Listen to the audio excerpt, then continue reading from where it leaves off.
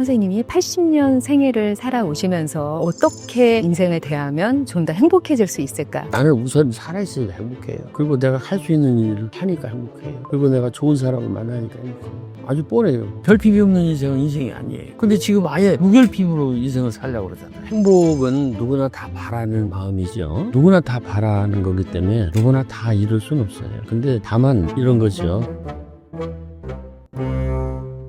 안녕하세요. 오늘도 지식을 전해드리는 책과 사람 시간입니다. 저는 진행을 맡은 작가 남인숙입니다. 오늘은요, 우리 시인 나태주 선생님 오늘 모셨습니다. 책과 삶 여러분, 오늘 새롭게 만나서 반갑습니다. 오늘은요, 우리 80년 삶을 살아오셨잖아요. 그러면서 많은 인생들을 만나고 또 느끼고 하는 것들이 시로 표현해 오셨는데 행복에 관한 이야기를 좀 여쭤보려고 합니다. 자, 우리가 어떻게 인생을 대하면 좀 더 행복해질 수 있을까? 행복은 누구나 다 바라는 마음이죠. 누구나 다 바라는 거기 때문에 누구나 다 이룰 수는 없어요. 근데 다만 이런 거죠. 스스로 만족할 수 있는 사람, 만족할 줄 아는 사람, 그런 사람은 행복합니다. 어떤 상황, 어떤 조건, 어떤 환경 속에서도 자기가 만족하고 됐다 이렇게 생각하는 사람은 행복할 거예요.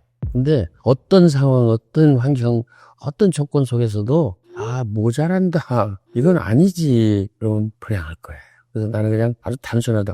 내 시에 저녁 때 돌아갈 집이 있다는 것, 힘들 때 마음속으로 생각할 사람이 있다는 것, 괴로울 때 혼자서 부를 노래 있다는 것. 그게 행복이라는 시 전문인데, 여기서 보면 집, 사람, 노래. 아주 단순하거든요. 이게 있다는 걸 아는 사람은 행복할 거고, 있는데도 불구하고 없다고 생각하고 행복하지 않을 거다. 시를 읽으면서 삶을 많이 생각을 해봤습니다. 근데 저는 부를 노래는 없다.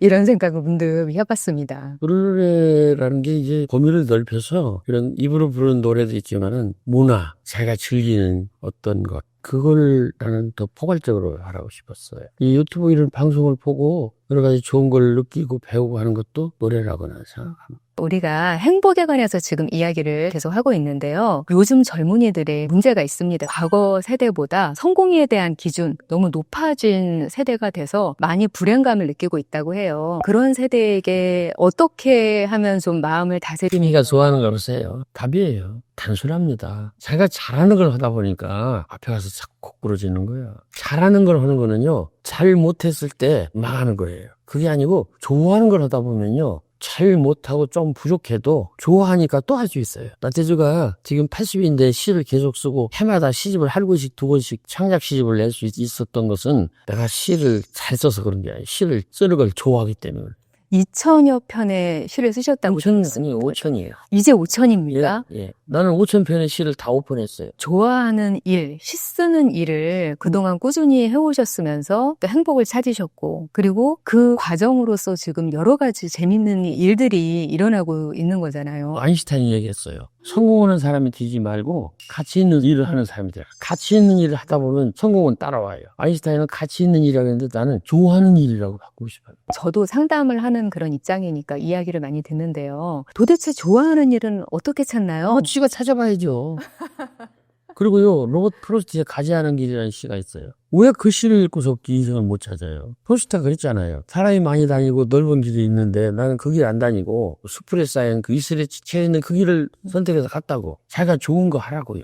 그냥 쥐 걷는 데 가라고요. 풀밭에 가고 싶으면 풀밭에 가라고 그러고 낚시지러 가고 싶으면 강가로 가라고 그러고 그래야지. 왜 사람들이 많이 다니는 길로만 가냐고요. 내가 가고 싶은 소록길이 있으면 그로 가라고. 지금 가다가 발에 이슬이 채이고 풀이 걸리고 그럴 줄 모르지만은 그 길이 자기가 진짜 가는 좋은 길일 수 있어요. 나는요, 15살에 선생님 되는 사범학교를 들어갔는데 그때 시를 쓰기 시작했어요. 우리 아버지가 아주 걱정이 많았어. 도대체 너는 선생 할 사람이 시 써서 뭐하냐. 근데 나는 끝까지 시 썼어요. 우리 친구들 18, 9년, 20년 전에 다 정년하고 집에 앉아있는데 나는 시를 썼기 때문에 20년 동안 그 뒤로 계속 더 돌아다녔고 여기까지 왔어요. 이거는요, 내가 좋아하는 일을 갔기 때문에. 남들이 많이 다니는 넓은 길, 유행하는 길, 그거 가지 말고 내가 봐서 좋아하는 길을 가라고요. 그거는 아이가 찾을 일이에요. 왜 못 찾는지 모르시죠? 애들한테 다 해주니까 못 찾는 거예요. 목마르지 않기 때문에 물을 안 마시는 거예요. 목마를 것 같으면 얼른 물 먹이고 얘가 목마른 걸 모르는 거예요. 집에서 키우는 화분은요, 왜 죽이지요? 주로 과습으로 많이 적죠. 당연하죠. 우린 너무 많은 거예요. 나는 그렇게 생각합니다. 결핍도 어느 정도는 필요하겠네요. 인생은 결핍을 해결하는 것이 인생이에요. 결핍이 없는 인생은 인생이 아니에요. 근데 지금 아예 무결핍으로 인생을 살려고 그러잖아요. 아니, 결핍이 얼마나 소중해요. 결핍을요, 아름다운 말로 표현할 때 그리움이 되는 거예요. 그리움이라는 것은 아예 내가 갖고 있지 않은 거예요. 고향이 사라졌어요. 북한 사람들, 온 사람들 그립잖아요. 얼마나 그리워. 없잖아요. 남한 사람들은 고향에 가는데 못 가잖아요.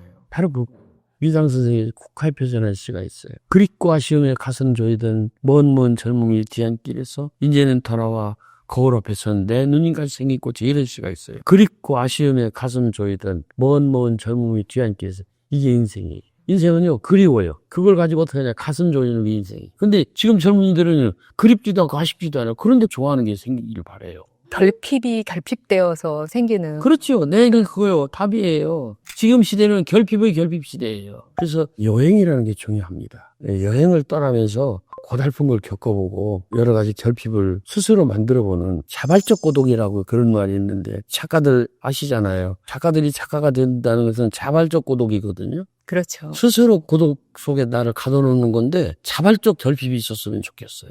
이번에 아주 재미있는 이야기를 들었어요. 시인과 웹툰 작가의 만남이다. 정말 새로운 시도에 대한 이야기를 들었는데요. 어떻게 그런 인연이 이어지신 걸까요? 나는 어렸을 때 만화책을 좋아했어요. 그래서 저녁 때만 되면은 집에서 만화책 읽으면 뭐라고 하니까 만화책 살고니 숨겨가지고 남의 집 담장 밑에 앉아가지고 쪼그려 앉아서 어두울 때까지, 할머니가 막 밥 먹어라 하고 부를 때까지 만화책을 읽었어요. 그런 어렸을 때 그 기억이 있거든요. 내 독서의 기초는, 시작은 만화책이에요. 우리 딸 라미네도 그럴 거예요. 독서의 기본이 만화책이라고. 애들 만화책 읽게 하라고. 그래서 만화책 읽지 마. 그게 아니에요. 만화책이라도 읽어서 집중력을 늘리면 책을 읽을 것이다. 애들 책 안 읽는다고 걱정할 게 아니라 만화책 읽다 보면 집중력이 생기고 흥미가 생겨서 책도 읽을 거다. 내가 시를 또 썼잖아요. 근데 시인들 얘기가 그래. 왜 그렇게 시가 사람들한테 안 읽히고 시집이 안 팔리냐. 나는 거기에 대한 문제를 많이 갖고 있었고, 어떻게 해결해야 될까 하는 생각을 하다가 해결 방법 중에 하나가 시를 만화로 만들자. 그래서 만화책을 만들어요.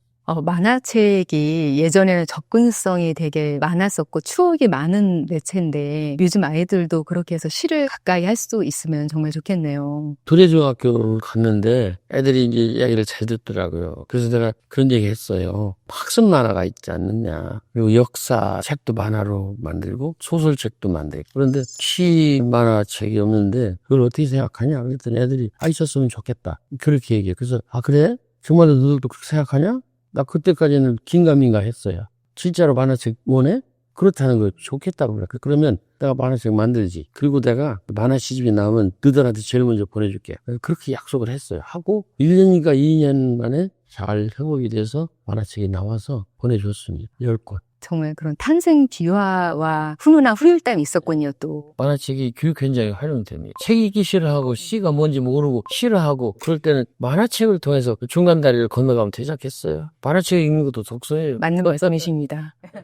또 내가 밀양 동명 고등학교 갔다 왔다 그러잖아요. 거기서는 또 노래 시집을 내가 지금 기획하고 있는데 어떠냐 할때 애들이 막 좋다고 그러더라고. 그러면 내가 노래 시집을 오늘 질문한 9살한테 보내줄 테니까 그 명단 가지고 있다가 9권 보내주면 나눠주라 그랬어요. 그 노래가 들어있다고 하면 뭐 QR코드 그렇죠. 같은 걸로. 왜 어떻게 그걸 알 수 예. 있어? QR코드로 노래를 들을 수 있도록. 챗GPT가 나왔으므로 우리 인류가 할 수 있는 일은 없어요. 사람들이 빨리 알아야 돼. 그러면 남은 건 뭐냐? 융복합밖에 없어요. 이 얘기를 내가 카이스트 총장 이광영 박사한테 이 얘기를 들켰어요. 그래갖고 이광영 박사가 그러면 당신 와서 컴퓨터 공학 석좌 교수 해라. 그래서 작년하고 올해까지 내가 석좌 교수입니다. 만화 시집을 만들었다고 내가 석좌 교수가 된 사람이에요. 정말 융복합 시대의 대표 주자로서 새로운 시도에 또 동참을 하셨네요. 그러니까 이제 예. 길이 없어요. 챗GPT가 다 해. 지적인 건 다 해요. 그래서 어떻게 살아야 될까? 이제 남은 것은 융복합밖에 없어요. 그렇지. 인공지능, 챗GPT 이런 말씀을 하셨는데요. 앞으로 사람들이 어떤 능력을 개발해서 살아가야 될까? 감성적인 능력을, 지적인 능력은 걔가 다 갖고 있는 거예요. 근데 우리 인간에게 챗GPT가 갖고 있지 않은 것이 있어요. 그거는 한병철이라고 하는 철학가가 있어요. 피로사용. 그렇죠. 독일에 가서 공부한 분. 그분이 피로사회를 쓰고 10년 만에 불안사회라는 책을 또 썼어요. 불안사회 그 가운데 이런 말이 있어요. AI는 에로스가 없다. AI에게는 타자에 대한 욕망이 없다. 이게 답이에요. 그래서 AI는 시를 못 쓴다. 근데 시를 못 쓸 뿐이지 시에 관해서 활용을 할 수가 있어요. 이런 만화책도 AI한테 학습을 시키고 무슨 작가의 풍으로 만화책으로 그려줘? 그러면 그릴 수도 있어요. 그러니까 얼마만큼 걔가 우리를 갖고 노는지 그거는 말을 못하지. 감성의 영역에서 인간만이 할 수 있는 것들이 있고 그걸 발달시켜야 한다. 그러니까 인간에게는요.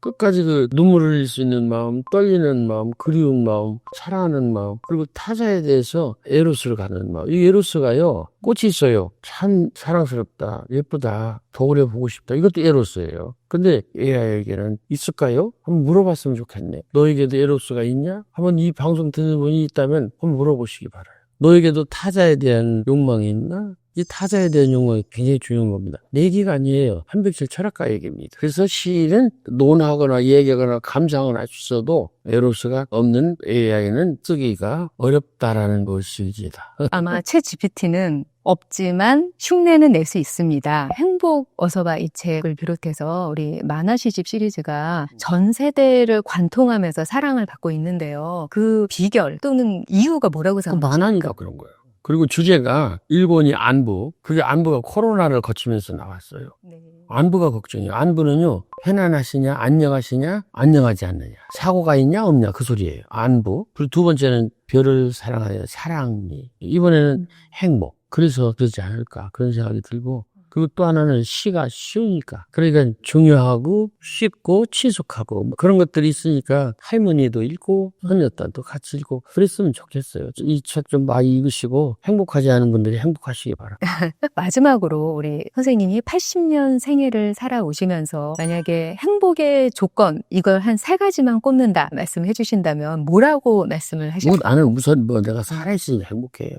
그리고 내가 할 수 있는 일을 하니까 행복해요. 그리고 내가 좋은 사람을 만나니까 행복합니다. 아주 뻔해요. 일단은 자기가 가진 것에 만족해 행복합니다. 그래서 어떻게 보면 행복지수는요, 멍텅구리 지수예요. 멍텅구리 지수예요. 얼마만큼 모르느냐의 지수다 그런 얘기예요. 자연시 어떤 고장에 가면요, 제일 밴들이 있는 그 사람들이 제일 행복지수가 높대요. 불빛이 제일 흐리고, 그리고 소리가 덜 들리고, 그런데 물어보면 행복지수가 제일 높대요. 근데 대전시에 가장 밝은 동네 사는 사람들은 행복지수가 가장 낮대요. 또 그런 결과가 그럼요. 불빛 공해라는 것도 아세요? 불빛이 공해다 이거예요. 그래서 아예 불빛이 아주 없는데 있는 사람들은 더 행복하고 더 공해를 덜 입는다 그런 얘기예요. 그래서 일단은 우리가 만족할 줄을 아는 사람이 됐으면 좋겠어요. 내가 가진 것에, 그리고 나하고 같이 사는 사람에 대해서, 그리고 내가 사는 내 집에 대해서, 내 직장에 대해서, 내 나라에 대해서, 내 이웃에 대해서 만족하면 행복하지 않을까. 마지막으로 드리고 싶은 말은 내 말이 아니고 달라이라마 말씀을 드리고 싶어요. 달라이라마한테 물었다고 합니다. 탐욕의 반대는 무욕이 아니고 만족입니다. 또 물었대요. 한국인 행복할까요? 그랬더니 달라이라마가 이런 요지의 말씀을 했다. 한국인 부유한 건 맞습니다. 그런데 행복하지 않은 것 같습니다. 그러니까 부유한 것하고 행복한 것은 이퀄이 아니다 그런 얘기. 아이와 엄마가 함께 읽으면서 어떤 감정을 느끼면서 어떻게 읽으면 좋을지. 엄마는 내가 왜 좋아? 그냥. 너는 왜 엄마가 좋아? 그냥. 이 문삼석 씨의 그냥이란 시입니다. 그냥 좋았으면 좋겠습니다. 그냥 예, 행복에 대해서 너무 따지지 말고 그냥 좋다, 아름답다, 사랑한다 그렇게 생각하면 행복하지 않을까요? 정말 그런 것 같습니다. 예, 오늘은요, 우리 시인 나태주 선생님과 함께 행복한 삶에 관해서 이야기를 나누어 봤습니다. 세상의 모든 감동과 지식을 전하는 책과 삶, 그리고 책과 사람. 다음 시간에도 우리 마음을 울리는 진실된 이야기로 찾아뵙겠습니다. 함께 해주신 책과 삶 구독자 여러분, 감사드립니다.